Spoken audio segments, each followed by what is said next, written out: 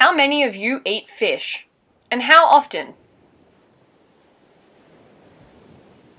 We as humans depend on the ocean for more than 70% of our food.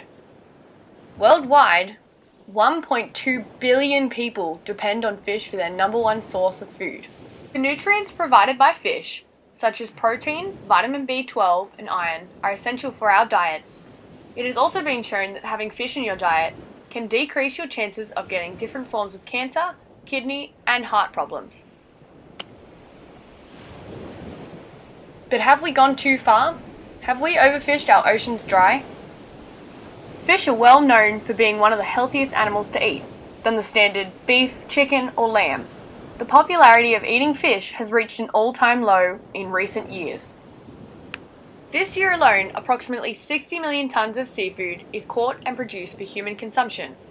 With this rate not changing, it is predicted that by the year 2048, there will be no more sea life left in the oceans for eating. The innovative technology of the 21st century has increased the accuracy and catch of fish around the world. A study completed by the United Nations Food and Agriculture Organization reported that 80% of seafood species are overexploited, fully exploited, or recovering from depletion due to our poor organisational skills.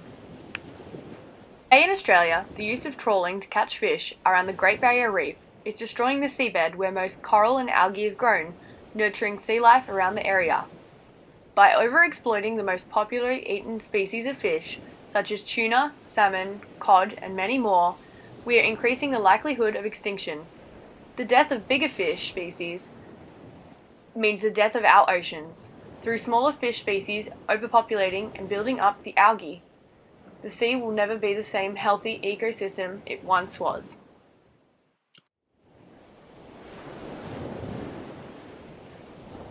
Egyptians used the Nile River for catching fish for their food. They cultivated fisheries earlier than 4000 BC.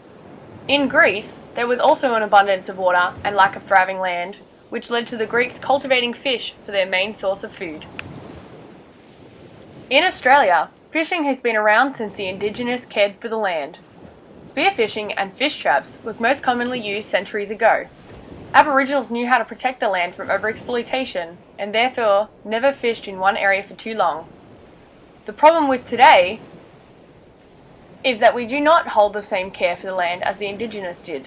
When we exploit such delicate ecosystems and animal species, the results become irreversible, which in turn will leave more than 1 billion people without food. In Australia, the Commonwealth Policy of Fisheries Bycatch 2000 is helping protect the species of fish and other creatures that were bycatch in the trawling nets. The Harvest Strategy Policy 2007 was a very successful initiative for improving the management. Introduced to countries around the world, this policy represents the best strategy for reducing overfishing by creating fishing quotas on species of fish. The Great Barrier Reef Marine Act 1975 states that damage to the reef will be punishable by fine.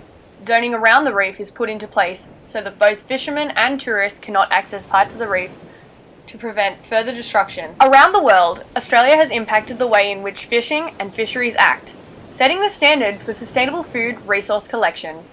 The set of policies and procedures used in Australia for fish quota and green zones for fishing are used overseas in relation to the previous fish stock status of the country.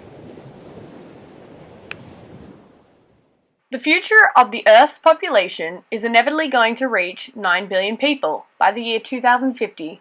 To be sustainable in food and water we capture, produce and consume, we must act now.